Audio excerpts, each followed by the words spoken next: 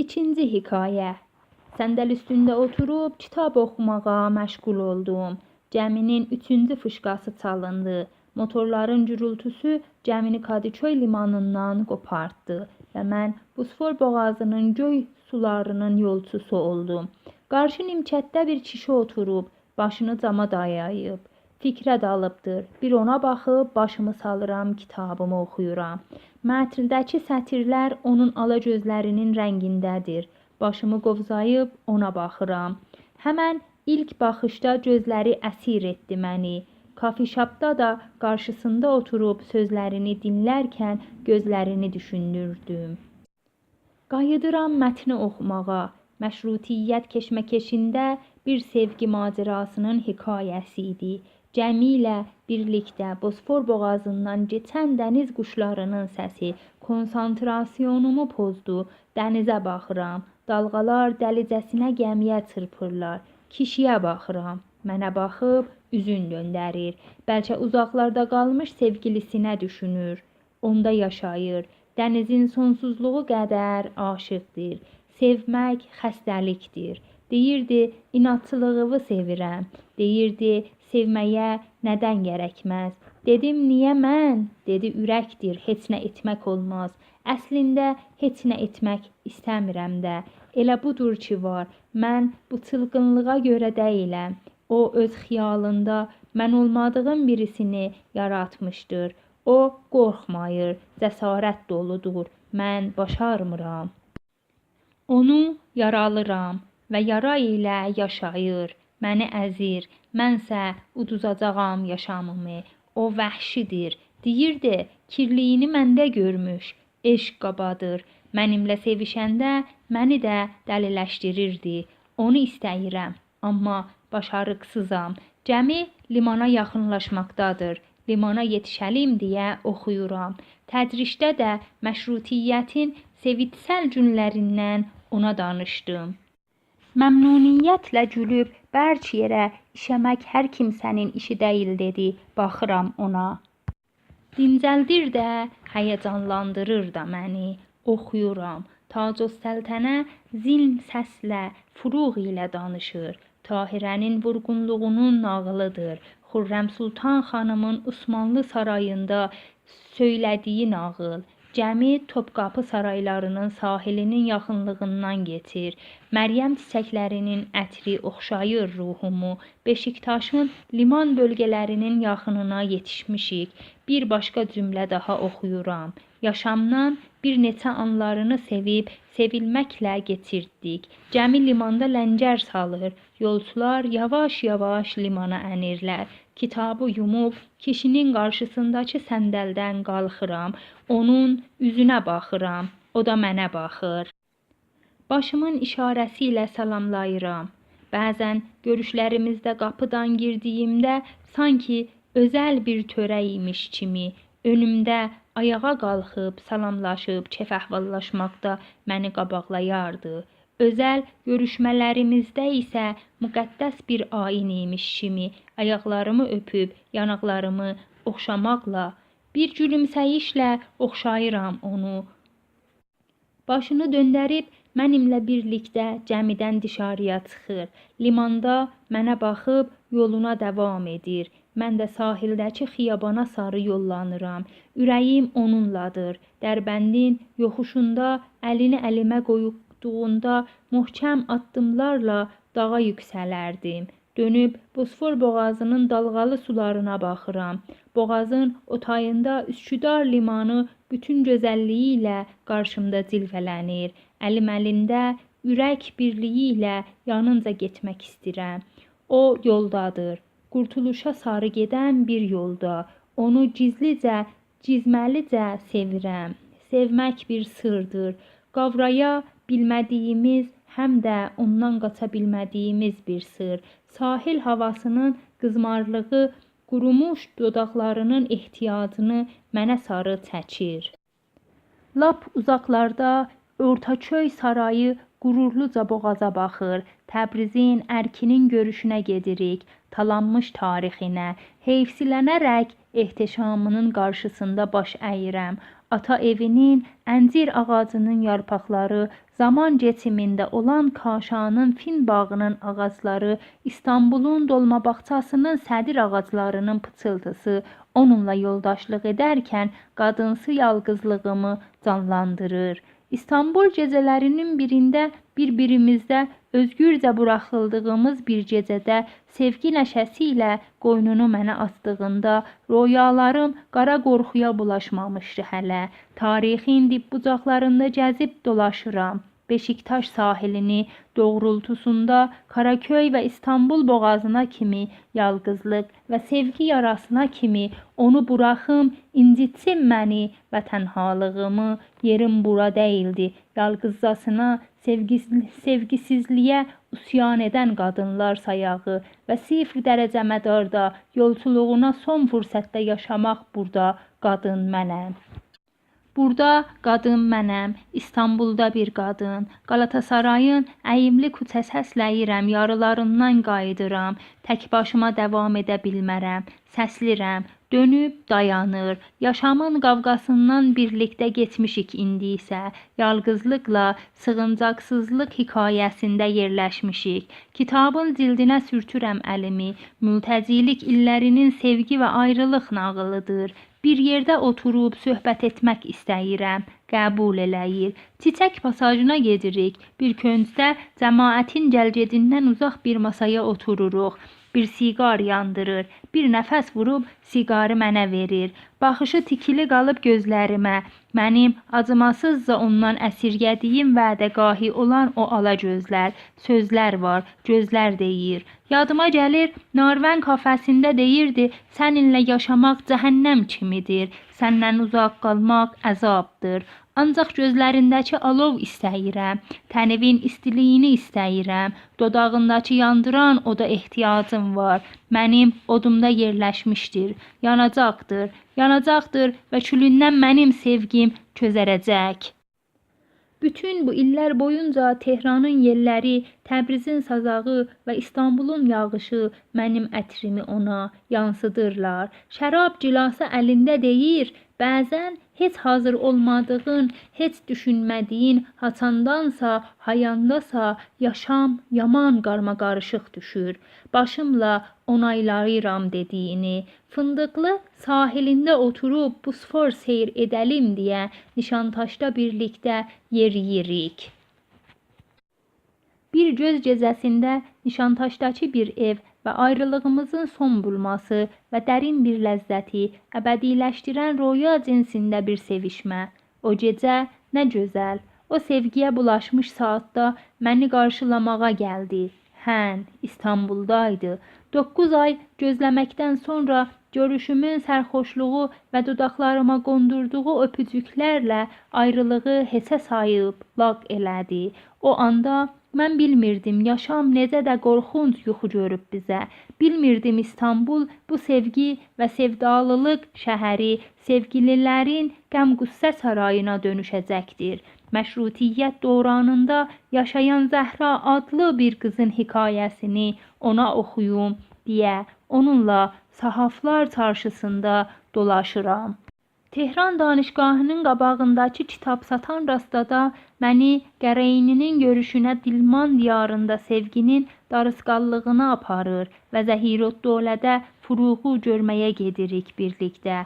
Tehranın o tufanlı, ürək sıxıcı axşamında, uzaqlarda gəmi yelkənlərinin tərpənməsi, səmimi xəlvətimizi, yaşatdığımız apartmanın gilanarı, məxməl pərdələrini anımsadır. Yaşamımızın dünəninin xatirələrimizin hər gününün məzarlığı, Tehran, Təbriz, Ankara və İstanbulun onun adlı, şirinli yaşam xatirələri ilə doludur. Uzaqlıqlar, yaxınlıqlar, sevinç və uğurluqlar, arkadaşlıqlar, incikliklər və onun hissləri və gövədəsində qalan yaralar hamısı onun uykusudur. İstanbulda bir qadın hekayəsində. İstanbul bir masaldır. Onun baxışınca heç bir şey bitmiş değil. Hər sorun həll olunmuşdur. Kəsinliksizin İstanbulda bütün yollar Taksim meydanına ve yolcularına romantik pıtıltılarına varar ve dastansı sərxoş kişi Bəyoğlu da sevgilisinin yalqız qalmış vurğunudur. Hikayəni yeni bir fəslinə yetişmişəm. Uzaqdan yaşıl çöyün sakin sahili görünməkdədir. Sudduvarı qaldırımını arxamda qoyuram. İstanbul körfəzinin günəşli ofoğunun sonunda xiyalım qanad atıb uçmağa başlayır. Dərbənd dağ ətəyində yalqız bir ağacın altında dodaqlarının şirinliyini tamsınıram. Orada da Tehran günəşinin tamaşasına durmuşduq. Bir qış səhərində sahildən uzaqlaşıram. Kapalı çarşıya yetişincə Validəxan məhəlləsində dayanıram. Mirzə Ağaxan Şeyx Əhməd Ruhi ilə birlikdə Əxtər gündəliyinin ən yeni yazılarını oxuyurlar. Onlara baxıram. O günləri xatırlayıram ki, bu ikisi əli qolu bağlı İranlı məmurlara tapşırılırlar və Təbrizin Bağmeşal həyətində başları kəsilir. Məşrutə sevgi və qan içində bara yetişdi və furuq söndü. Məşrutiyyətin aşiqanə sırları İranın aşiqanə sırlarında tərif olunur. İndi isə mən İstanbulun Validə Xatununda İranlı məşrutiyyətçilərin xatirə tərifləyəni olmuşam. İstanbul hatırası.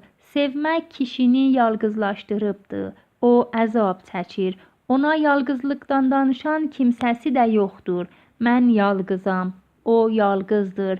Dənizin ofuğuna baxa-baxa Nişantaş qaldırımında yeriyib o məndən daha yalqızdır deyə düşünürdü. Tehranın Dərbəndindəki yalqız ağac Kaşanın Fin bağının xəlvətliyi, yalqızlıq ortamını, ilişkinin sevincinə, ürküdücülüyünü bağlayırlar. Məsumiyyət muzəsinə çatdı. İçdən bir his ona deyirdi ki, cizməlicə sevsin onu. İstanbulun narın yağış çiləntisi insanın ürəyini də, fikrini də, canını da səfalandırır. Muzənin anlatısal ortamında sevgi dolu yaşamın xoşbəxtliyindən deyir Pamuk. Sevginin yasak olduğu bir ölkədə 38 yaşında bir kişinin 31 yaşındakı bir qadına olan sevgisindən danışır. Mənə sevgisini pıçıltılarında anladanda mən də 31 yaşımdaydım və onun baxışlarında eləcə 31 yaşında qaldım. Sevgilisinin xatirələrində müqəddəs və hörmət duyulacaq bir sayı. Sevməyin sifr zamanında sevgisel bir ilişkinin hürküdücülüyündən qorxdum və onu buraxdım. Cumanımız qədər simitən deyildi, necə gönü qalın imişik. Roman qəfəsələrində düzülmüş neçənələr Orxanın diqqəti ilə ürəyi və yaddaşında qurduğu sevgilisinin varlığı və ondan olan xatirəli anımsadır. Siqar dibləri sevgilisinin matikli dodaqlarının yeri qalmış dəsmaldan bir parça, doğum günü hediyəsi olan bir saat, altın furuhəri içrən bir boyunbağı, kişi və qadının hansıysa xatirəli gecədə istikləri boş bir rakı şüşəsi, kitabın başqa bir səhifəsini də çevirir. Muzənin Bəyoğluya gedən nəfəs alan yoxuşu sevginin yasak olduğu duranda bir qadınla bir kişinin cəsurcasına Tehran otoyolunda yaşadıkları sevgisel bir məsiri anımsadır. Qalıcı bir həvəsdir. Mültəcilik illərinin sevdası hikayəsində İstanbulun yağış çiləntisi sevgi ilə sevda, ayrılıqla özləm, niskil ilə istək pıçıltıları olub kişinin yanaqlarını oxşayır. Bu hikayə əfsanə deyil. Xatirələr üzüyünü orta barmağından fırladır. Doğranın fırlanışına əyrişib. Təəssüflər içində başını tovlayır. İstanbul mənəm. Sevgilisindən ayrı düşmüş bir sevdalı. Sevgilim İstanbul. Sən qələm oldun, mən kağız. Özümüz öz hikayəmizin yazanı olduq. Bir gecə Kadıköy sahilində vodka sərxoşluğu mənim yadım və yaşam dolu insanları daşıyıb, günlük çabadan sonra gəmilərin yan aldığı dinc dəniz yaşamasına gücüm yetməyəcək. Bir sıradışı sevgidən danışdın. Yeriyirik, gedirik. Məni bir çox adla səslərdi. İndi Zəhrayam. Bir zamanlar Marosa, cahdan Əkrəm, bəzən Leydi, Madam Edvarddan rəng almış bir sevgili. Ana karnına suyundan olan bir qadın, xanım Dalovi Parteratisi, Madam Bovary'dən yaramazlıq, Məryəm Məzliyə kimi əlçatmaz, Qureyşli Aşədən alınmış qısqanclıq, Rahibə Holoizdən sakinlik, Lekatənin əsiri qadının sürəkliliyi. Mənə yazmışdı, bütün sevgililərimin bir adı var və mən hələ də İstanbulun yalqız kişisi üçün ilk görüşməmiz kimi alagözlü, tüm qara saçlı olan 31 yaşındakı bir qadınam.